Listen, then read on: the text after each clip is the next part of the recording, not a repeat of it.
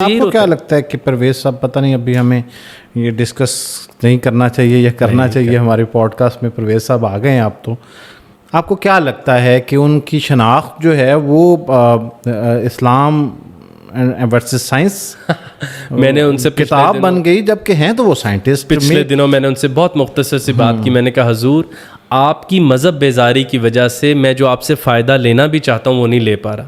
اگر آپ سائنس دوست ہوتے تو آپ اپنی ان باتوں کو معطل کر کے سائنس کی ترویج کر دیتے. اور میں تاریخ میں کبھی نہیں جانتا کہ جہاں مذہبی سوچ نہیں ہوتی، کچھ کوہن پرست لوگ ہوتے ہیں، یعنی جو لوگ ماضی کے اندر اٹیچ ہوئے ہوتے ہیں. جب گلیلیو یہ کہتا تھا، یا چلیں جب آئنسٹائن یہ کہتا تھا کہ وقت جو ہے کانسٹنٹ نہیں ہے، تو جو لوگ کہتے تھے کہ وقت کانسٹنٹ ہے وہ سائنسدان تھے. اس طرح تو میں 400 مثالیں وہ لے آؤں گا جب نئے آنے والی سوچ کے اوپر سائنسدانوں نے پہرا دیا کہ نہیں ہم نہیں مانتے. تو حضور والا، Schrödinger, Heisenberg, Newton, Einstein, Newton پہ بلکہ میں نے خصوصاً ہود بوائے صاحب کے لیے ویڈیو بنائی. تاریخ کا پہلا بڑا سائنسدان سمجھا جاتا ہے. وہ تو کرسچینٹی کے بارے میں پاگل تھا. وہ کنگ جیمز بائبل پہ 600 جگہ علیحدہ نوٹس رکھے ہوئے تھے. حضرت سلمان علیہ السلام کا جو ٹیمپل ہے وہ خود بنانا چاہتا تھا. He made geometry of it, دریافت کرنا چاہتا تھا. تو آپ یہ پتہ نہیں مذہب بیزاری کیوں پیدا کرتے ہیں. اور مجھے ان سے صرف اسی بات کا دکھ ہے، اور میں نے ان کے آگے عرض رکھی، اور اس محبت کے ساتھ کہ آپ ریاضی اور کئی علوم میں ہم سب سے زیادہ جانتے ہیں. حضور آپ کی مذہب بیزاری کی وجہ سے وہ باتیں، وہ جو ٹرائرز آف نالج آپ کے پاس ہیں، لوگ اب آپ سے نہیں لینا چاہتے. سوسائٹی میں ان کا میسج امپیکٹ کر رہا ہے؟ بالکل بھی نہیں. بس سوسائٹی میں تو وہ جو ایک مخصوص قسم کے لوگ ہیں تو پھر بات ہی ختم ہو گئی. 100 لوگ آ بھی جائیں، میں کہتا ہوں 600 آ جائیں، 1000 آ جائیں، 10,000 آ جائیں. اب 10,000 کو 24 کروڑ سے ڈیوائڈ کر لیں تو 0. کچھ % آئے گا. ہاں آپ میتھس پڑھ بہت اچھے ہیں ریاضی میں وہ. دوسری پھر ان کی اقبال سے نہ جانے کیا ہے. میں نے تو بہت عرض رکھی تھی کہ جناب بہت بڑے عالم ہوتے ہوئے بھی آپ کا اقبال پر جو مطالعہ ہے وہ ایک 8ویں کے بچے سے کم ہے. دوسری آپ کو فارسی نہیں آتی. اقبال تو فارسی کے شاعر ہیں. تو یہ کتنی غیر علمی بات ہے، کتنی غیر سائنسی بات ہے کہ کسی آدمی کو اس کے سلیکٹڈ ورسز سے اٹھا کر یہ تعین کرنا کہ یہ پورا ایسا ہوگا. اس کی ایک بہت عام مثال ہے میری کونی سے اندازہ لگانا میری آنکھوں کا حسن کیسا ہے.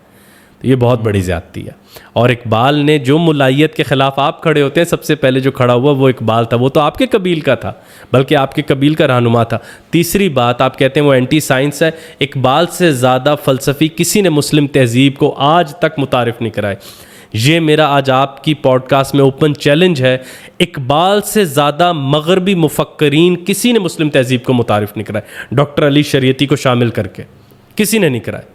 200 مغربی مفکرین. نیٹشے کی تعریف میں اقبال نے 3 نظمیں لکھ دیں. شوپن ہائر، ادا نہیں ہوتا تھا اردو میں لفظ، اقبال نے نظم لکھ دی پیام مشرق میں. ابلیس کی بڑائی اس کو سجا کے مسلم تہذیب کے آگے رکھا اور کہا حضور اس کے اوپر نئی رائے دیجیے. اقبال نے ہیگل اور برگساں کا ذکر وہ فلسفہ زدہ سید زادے کے نام نظم میں ایسے کھپا کے دکھایا کہ میری مسلم تہذیب دور نہ ہو جائے. شیکسپیئر پر پوری نظم لکھی فارسی میں، اردو میں. آئنسٹائن کے اوپر نظم لکھی. آئنسٹائن پہ کیوں نظم لکھی اقبال نے کہا موسیٰ کی نسل کو نیا زرتشت خدا نے دے دیا. ہود بوائے صاحب آج میں خرم الہی آپ سے پوچھتا ہوں، لائن ٹیسٹمونیل اس سے بڑا جو کسی نے آئنسٹائن کو دیا ہو. میں اور ہو سکتا ہے دیا ہو، میری کم علمی ہو سکتی ہے. ایک مسلم آدمی کہہ رہا ہے کہ اللہ نے موسیٰ کو نیا زرتشت دے دیا، مبارک ہو. اور پتہ ہے کس سن میں؟ 1919 میں تھیوری پروو ہوتی ہے آئنسٹائن کی. 1922 میں نظم لکھ دی ہے. ابھی آئنسٹائن مغرب میں اس طرح مقبول نہیں ہوا. تو اس آدمی کو آپ نے اس کے خلاف ایک محاذرائی کی ہوئی ہے، حالانکہ وہ آپ کی قبیل میں 1000 گنا آگے چل بیٹھا تھا. اور وہ جو مذہب کے اوپر آپ وہ ایک وہی رائے، میں ایک ان کے آگے ایک اور رائے رکھتا ہوتا ہوں کہ اپنی مثال آپ اسٹیفن ہاکنگ کی لاتے ہیں، میرے لیے مثال آپ محلے کے مولوی کی لاتے ہیں. کتنی یہ برابری آپ کتنا کھلا تضاد ہے کہ اپنی اگزامپل آپ نہیں گلیلیو سے نیچے اتارتے. مجھے آپ کہتے ہیں قبر کا عذاب، میں نے تو نہیں پڑھی. آپ نے بلکہ پڑھی کیوں ہود بوائے صاحب؟ کیوں پڑھی آپ نے؟ میں نے تو سوڈو سائنس اور فلیٹ ارتھرز کی کتابیں نہیں پڑھی. کیوں پڑھی آپ نے؟ میں نے تو پہلے آج پوڈ کاسٹ میں کہا کہ جہالت کڑوی لگنی چاہیے، یہ علم کا ذائقہ ہے. غیر مذہبی لوگوں کی عامیانہ باتوں کو کیوں آپ ایگزامپلیفائی کرتے ہیں؟ اچھا ویسے پڑھنا، اس لیے آپ نے نیٹشے کو پڑھا ہے ویسے میں ابھی گاڑی سے بیگ منگوا لوں, اس وقت بھی اس کی ایک کتاب موجود ہے. اور میں وہ تو پھر اگر میں آپ سے سوال کروں کہ کیوں پڑھا ہے نیٹشے کو, میں جاننا چاہتا تھا کہ اوبر مانچ کون ہوتا ہے.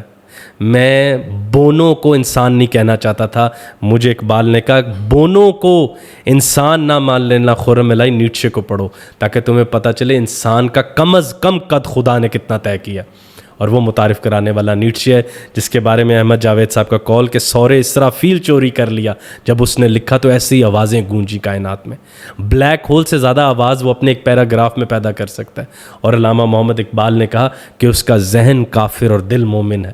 اچھا ویسے سوسائٹی میں پتہ ہے یہ بڑا خطرناک نام سمجھا جاتا ہے. نہیں بالکل بھی نہیں. اچھا علامہ کے محبوب ترین رائٹرز میں سے ایک وہ ہیں. ایسا کوئی بھی نام یا ایسی کوئی بھی ریفرنس بک آپ کو کیا لگتا ہے جس سے الحاد پرموٹ ہوتا ہو, پڑھنا چاہیے؟ اب یقیناً پڑھنا چاہیے.